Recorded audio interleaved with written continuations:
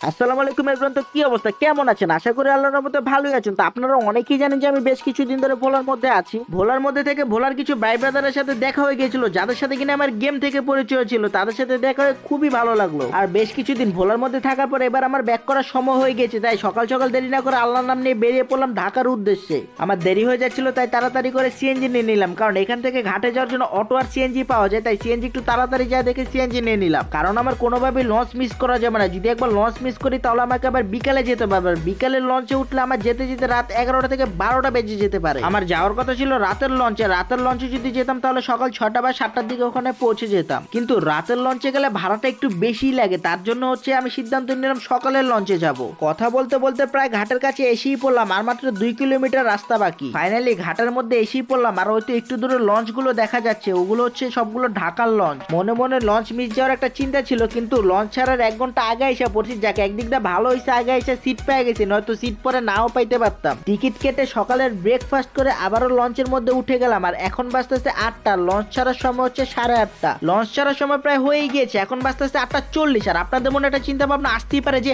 এই ভিডিওগুলো আমাকে কে করে দিচ্ছে। ভিডিওগুলো আমাকে করে দিচ্ছে মাহিম, যে কিনা আমাকে লঞ্চ ঘাট পর্যন্ত এগিয়ে দিয়ে আসছিল। আমি মূলত বলছিলাম ওরা কয়েকটা ভিডিও করে দেওয়ার জন্য। এই হচ্ছে মাহিম, এটিসি ব্ল্যাক কালারের কালো হুডি পরাটা। আপনারা অনেকেই ওকে সল্টা নামে চিনেন। ও দাঁড়িয়ে আছে আমাকে বিদায় দেওয়ার জন্য, মানে যখন লঞ্চটা ছেড়ে দিবে তখন ও চলে যাবে। কথা বলতে বলতে লঞ্চটা ছেড়েই দিল। আর এদিক দিয়ে আমি জুম করে ওকে দেখতে পাইতেছি, আমার ফোনের সর্বোচ্চ জুম হচ্ছে 10x। লঞ্চ ছাড়ার কথা ছিল সকাল 8টার দিকে, কিন্তু ছাড়া হয়েছে 8:50-এর দিকে, কারণ একটু আগে কুয়াশার জন্য কিচ্ছু দেখা যাচ্ছিল না। এখন তো তাও দেখা যাচ্ছে। লঞ্চের সামনে দাঁড়িয়ে শীতের বাতাসের ফিল নিতে নিতে নদীর মাঝে এসে পড়েছে, মানে একদম পুরো নদীর মাঝে আসি। আর আরেকটা ব্যাপার হচ্ছে যে এখন আমার ক্যামেরা ধরার মধ্যে কেউ নেই, মানে আমার নিজের ক্যামেরা নিজেরই ধরতে হবে। এরকম পানি ঢেউ হয়ে যখন সাইড দিয়ে চলে যায়, আমার দেখতে বা আওয়াজটা শুনতে খুবই ভালো লাগে। আপনারাও একটু শুনেন। তার একটু পরে সিটের মধ্যে চলে গিয়ে মুভি দেখা শুরু করলাম। মুভি দেখতে দেখতে চোখ লেগে আসতেছিল, সকালে ঘুমটা ঠিকভাবে হয়নি তার জন্য। তারপর ফোন রেখে ঘুমিয়ে পড়লাম।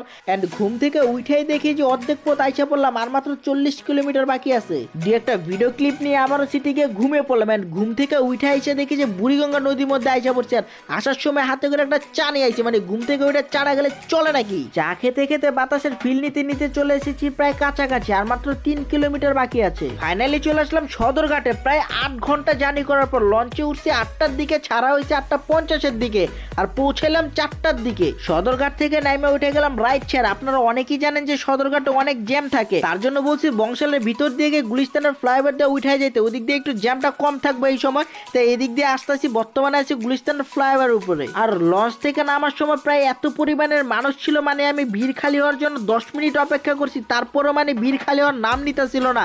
দেন আমি উপর থেকে লাফ দিয়ে নেমে গেছি। কথা বলতে বলতে আইসা পড়ছি মাতুয়াল মেডিকেল আমাদের বাসার সামনে। এখন শুধু রোডটা পার হইতে হবে। অনেকক্ষণ আপনাদের সাথে ছিলাম, এখন আপনাদের কাছ থেকে বিদায় নেওয়ার সময় চলে এসেছে। আর আমার ব্লগটা যদি ভালো লাগে তাহলে লাইক কমেন্ট শেয়ার করতে ভুলবেন না। পেজে নতুন অবশ্যই পেজটিকে ফলো করে দিন। দেখা হচ্ছে পরবর্তী ভিডিওতে। আল্লাহ হাফেজ।